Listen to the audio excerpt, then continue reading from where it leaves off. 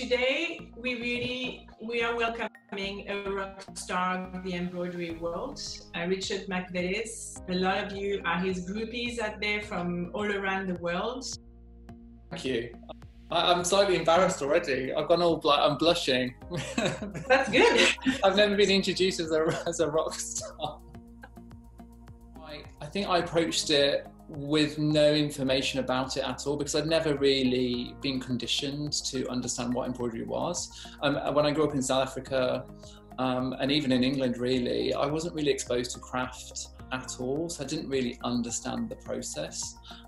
So embroidery for me was a chance discovery on my art foundation, and not even hand embroidery, it was just textiles in general. It wasn't until I went to my degree that I really sort of found it.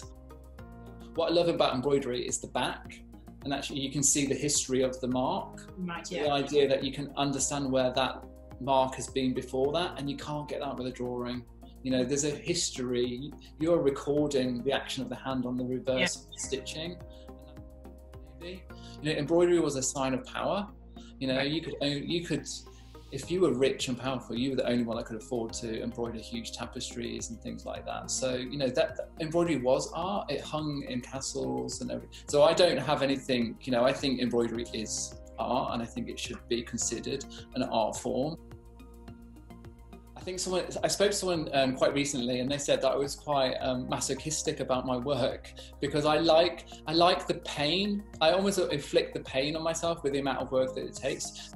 So I make very labour-intensive work, lots of dots, crosses, lines, all hand embroidered. For me, it's about that obsession and with repetition and this very insistent mark making, so over and over and over again. So I'd sort of liken this to, it's quite Zen. You know, this idea of saying prayers. And for me, it's about using stitch to represent my time. I mean, I love the idea that, you know, each stitch is a moment in time, and that I'm sort of loading my objects with my energy, this idea of transference. Because when you think about time, I mean, we're just a tiny speck in it. And I like this idea that the stitch can represent my moment in, you know, in all of this sort of craziness of the universe. So when I have an exhibition, people will say, "Oh, we'd love to see all your tools and everything," and I sort of disappoint them by just showing. So I have a needle, and I have some thread, okay, and quite possibly that is it. Which is what I love about textiles anyway, because it's so democratic in terms of everybody can pick it up and do it. The grid reflects modern life, you know, how we live within a system, interconnected. But the grid has been really a sort of discovery in the last 5 years about a sort of control that I'm trying to capture, and the grid for me represents that control. There's something quite freeing and unifying and quite calming about the grid and the cube and the shape that it makes. So the cubes specifically were about recording time. So what does my time look like as a physical object? And so that idea that I can take something quite abstract, like the idea of time, which is sort of a made-up construct, really. We've made that up to organise and make sense of the world we live in, and how I can sort of rationalise that and make that more understandable to me.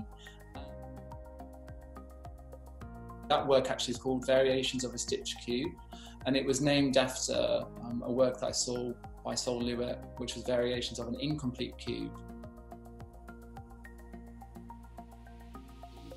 So this idea of using this cube as a way to explore what time might look like following a set amount of rules. So I did a lot of research. I was reading about the Babylonians and Sumerians, and I was obsessed with this number 60, which was sort of reoccurring, and how our lives are really governed by how this number 60 has become so important in the way we organise our lives. I wanted to understand my time in relation to these numbers. So I used the number 60 as my rule for the whole project. So I made it as a big altar, so almost like an altar to the time, this sort of big, huge sort of monolith of time. and everything to do with the dimensions of it related to the composites of time, to 60. So the cubes were 60 by 60. The height was a composite of 60. The width between the cubes was 60. The depth was a composite of 60. I would stitch on the first cube for 1 hour.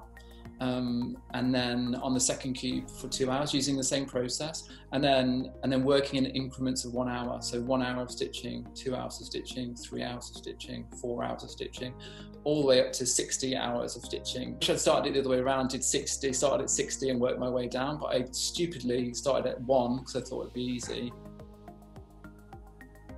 So I made that series based on this idea of looking at patterns from really afar.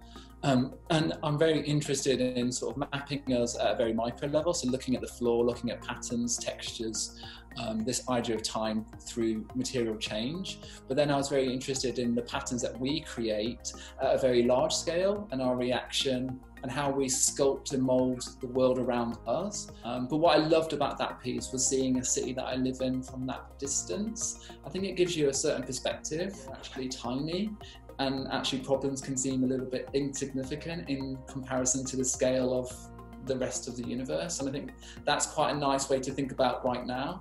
It's actually, you know, it's quite a small moment in time to think. Thank you so much, Richard. It was absolutely fantastic. Hopefully I'll see you next week. Thank you very much, everybody. Thank you. Bye, everybody. Bye. Thank you so much.